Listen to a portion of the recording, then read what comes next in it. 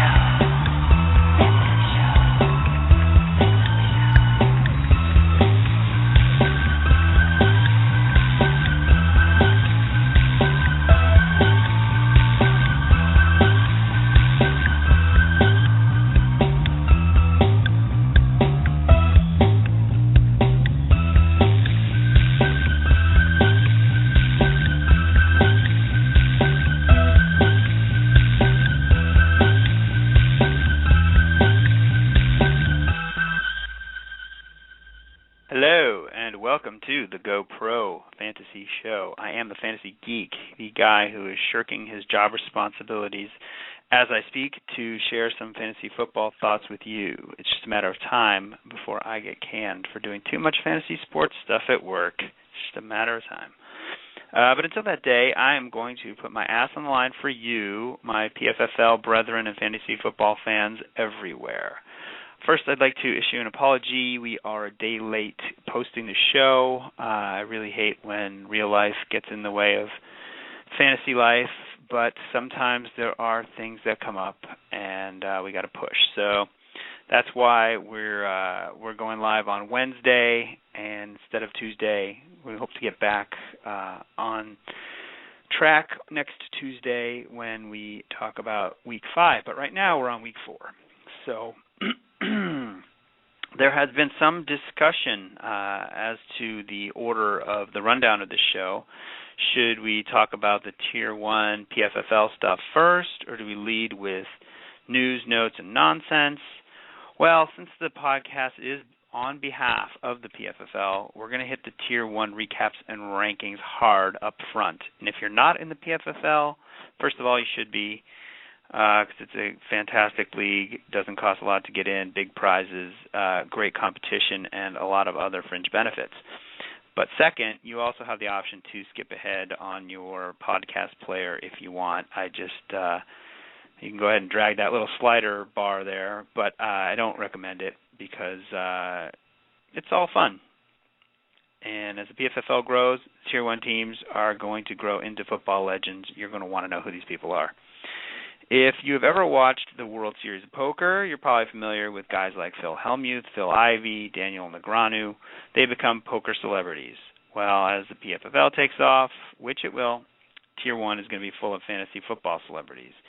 You're going to want to watch their every move, get to know their personalities, follow the journey for what could become the richest prize in fantasy sports. The potential is there. The tracks have been laid down. We just need to get the train out of the station. So this is called the Go Pro Fantasy Football Show for a reason, because as the commissioner pointed out a couple weeks ago when I interviewed him on this podcast, the concept here is to have actual people, owners, become professional fantasy players, much like those pro poker players.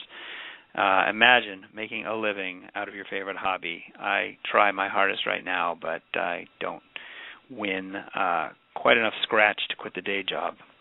I'm good, but I'm not that good. But hopefully in the PFFL in upcoming years I will get there, and you should try too. All right. With that, let's take a look at our potential celebrities in Tier 1 and their recaps from Tier 1 Week 4. The highest scoring Tier 1 team of the week, Germaniacs, coming in with 109 points, takes out Mr. Miyagi's Dojo with 98 points. That was your shootout of the week. No Hakeem Nicks, no Nate Kading, no problem for the Germaniacs. Despite starting an injured kicker, they put up the highest score in Tier 1. The sage-like move to play the matchups at quarterback, starting Fitzpatrick over Romo, was a call worthy of Nostradamus. Miyagi was no white belt this week, nearing triple digits, but his Jets, Sean Green and Santonio Holmes, were grounded with combined 4 points. Second highest score, Tier 1 imports 103, illegal touching 68. The Tier 1 imports won again, this time putting a little oomph into it.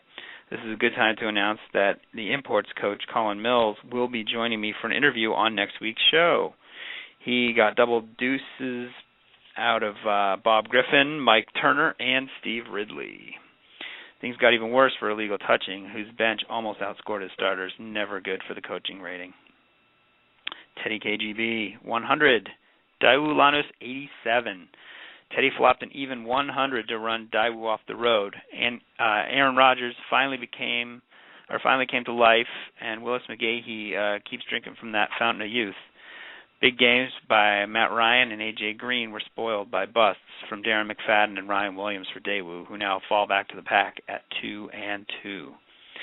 Your Renton Rain Dogs, 92. Insanity Escape, 61.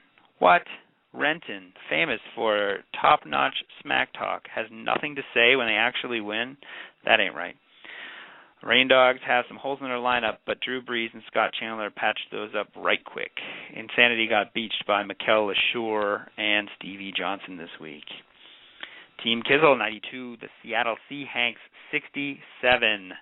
Leave it to the commission's right-hand man to take out the auto draft extraordinaire, Seattle Seahawks. The big four of Foster, Megatron, Gronk, and Manning were fine for the Hanks, but the lack of depth on their roster finally came into play.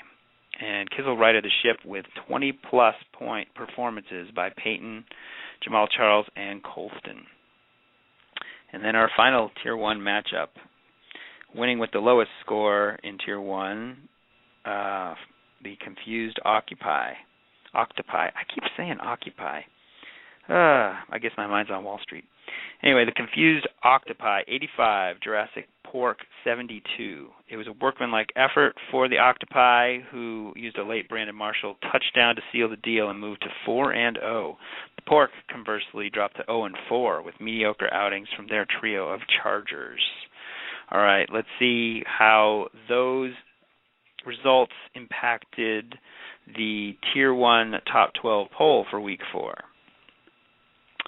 In last place at number 12, Illegal Touching. They are 0-4. It's not too early to purchase a Tier 4 team for next year. Number 11, Jurassic Pork. You keep getting crushed like a pterodactyl egg under the foot of a T-Rex. Number 10, Insanity Escape, 1-3. There's no escape from the reality of your disappointing roster. Number 9, Mr. Miyagi's Dojo, 1-3. Even Daniel San got off to a bad start in the All Valley Under-18 Karate Tournament. Hang in there. Number 8, the Renton Rain Dogs, 2-2. The forecast was finally sunny in Renton. Number 7, the Germaniacs, 2-2. You move up and down more than a yo-yo. Number 6, Team Kizzle, 2-2. The commish should give you a bonus for taking out the Seahawks. Number 5, Daewoo Vanos, also 2-2. Nice to see Chris Johnson make it across the line of scrimmage for once, even though you did not win this week. Number 4, Teddy KGB, 3-1. Bonus points for incorporating a Russian accent into your smack talk. That's rather amusing. Number 3, Seattle Seahawks, 3-1. He's cut. He's not a machine. He's a man. Number 2, Tier 1 Imports, 4-0. Will you still be unbeaten for next week's interview? Let's hope so. And drum roll, please.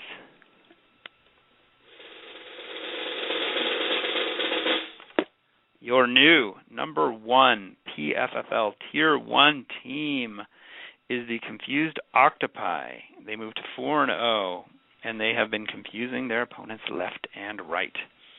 All right, let's flip the script and head into my news, notes, and nonsense section. Week 4 definitely didn't match the absurdity and excitement of Week 3. I guess the real refs had something to do with that. That was nice to finally see games completed in 3 hours. Here are the headlines that you're probably well aware of now, but just in case. Patriots score 45 points in the second half. Don't make Bill Belichick angry. You wouldn't like him when he's angry. The Jets get blanked by the 49ers. Tebow. Tebow. It's coming. Texans move to 4-0, and yet Arian Foster is the only consistent, reliable fantasy option on that team. Really hard to believe. Detroit drops a home game to the Vikings. Their special teams looked more like special needs. Free Kevin Smith. Pierre Garçon recovers a fumble and recovers from injury in the same week. Yes, that 6 points will get added to your score. PFFL owners, simmer down. Dallas gets routed by the Bears on Monday Night Football. Tony Romo played more like Tony Roma, the guy who owns all those rib joints. All right, time to talk about the players who got it done, or did you in this week? We'll start with the all-work team. These guys did work. And they deserve a cheer from the kids. Tom Brady is your quarterback. He tossed for 3, ran 1 in as the Pats ran it up on the Bills. Your RB1, Michael Turner. Seeing Turner bust a 68-yard screen pass these days is as rare as the steak I fed my dogs last night. RB2, Stephen Ridley. Ridley me this, Batman. Oh, I can't even say it. Can this guy maintain his value with the 3 wood-headed running back attack in New England? Remains to be seen, but you got to like his chances. Your WR1, Brian Hartline, 253 receiving yards, WTF.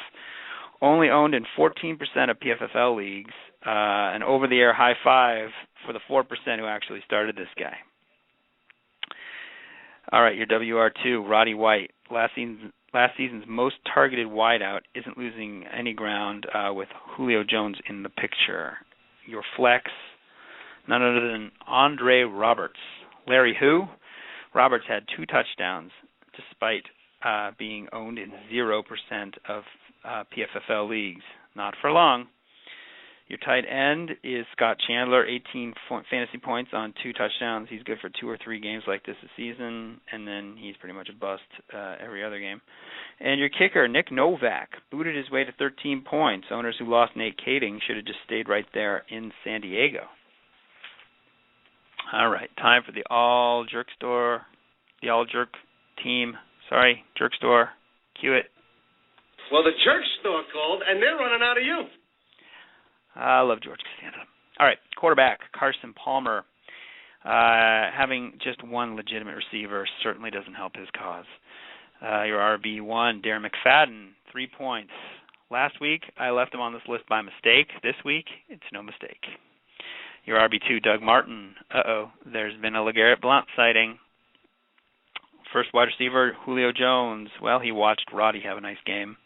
Your second wide receiver, Jeremy Maclin. He watched Deshaun have a nice game.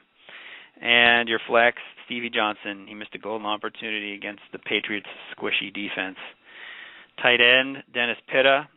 Pitta the fool who started this guy, 0 points. And your kicker, Matt Bryant. Only 2 points. And he didn't really... Sorry, not Matt Bryant. I wanted to put in a different guy in there. But anyway, your kicker, whatever. Screw it. Let's move on. Inked and axed. I don't know who the kicker was, the worst kicker. Hard to tell. They all suck. All right, still a few hours to get the fab bids in for PFFL leagues. Seems like there's a consensus group of ads this week. I usually like to swim against the current, but I'm probably going to be on the same page as Colin, Joe, and Josh, the other guys on the PFFL site who weigh in on free agent additions. You can see their pickups in written form and in podcasts at the-pffl.com. All right, quarterbacks. Ryan, given the defense fits Patrick, he tosses lots of picks, but also gets lots of points, too, in the process.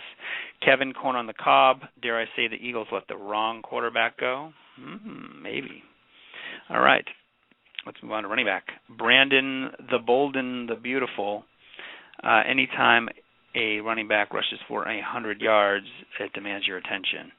And there really weren't many other running backs that are worthy of your roster at this time. Don't take the bait on Jackie Battle of Gettysburg.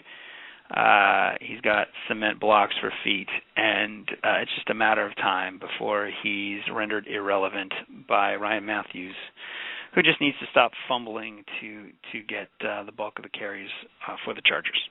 All right, your wide receiver, everybody sees this one coming, Brian Hartline and sinker. I'd be surprised if he's not 100% owned after this week.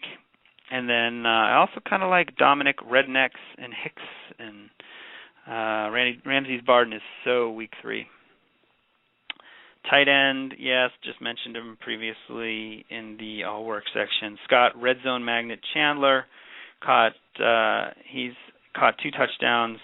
Once again, if you're desperate, I have no problem adding him. Just be ready to be frustrated because he will give you double digits, then he's going to give you 1 or 2 points. He's all over the map. All right, you need to make room on your roster. Here are a few guys you should have no problem dropping. Roy Halou, he's injured. Don't worry. You forget about him. Just say, hell nah. Golden Tate, 1 week wonder and a cheat. Feel free to cut ties there. Jacob Tamme, kind of pained me in one of my leagues to cut Jacob Tamme, but Stokely and Decker have a monopoly on being Peyton's favorite white receivers this year so far, so you can probably get away with upgrading at tight end. All right, bumps, bruises, strains, and sprains.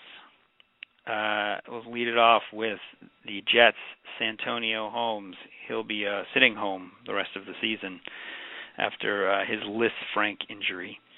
Jake Locker won't be suiting up at his locker in week 5. He's got a shoulder injury. And it's time to start worrying about Greg Jennings. The news is he may wait to play until his groin is fully healed. And then finally another receiver, Hakeem Nicks.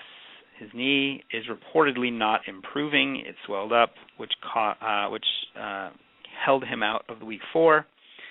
And either his owner's chances, his knee is improving, and either are his owner's chances of winning in week 5.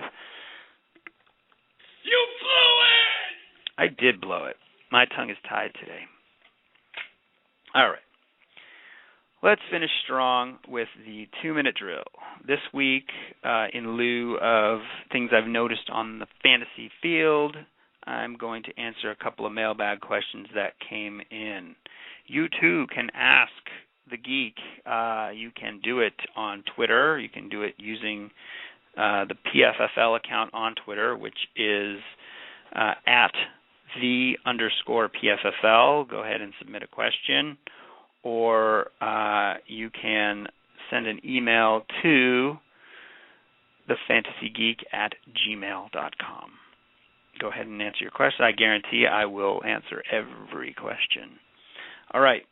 V South asks, is Kenny Britt droppable? The answer, in my opinion, not just yet. The potential is still too high. I'd hang on to him, and then if by week 6 or 7 he's still a dud, then you can cut ties with him. I'd still rather have him than Hartline right now for the long term.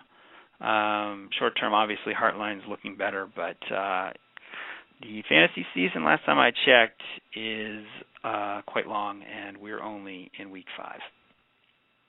All right. RJ423 wants to know if he should start Ryan Matthews or Stephen Ridley this week. It's a tough call because Matthews lost carries to Jackie Battle. Still, I think he's going to get his groove back against the lousy Saints defense.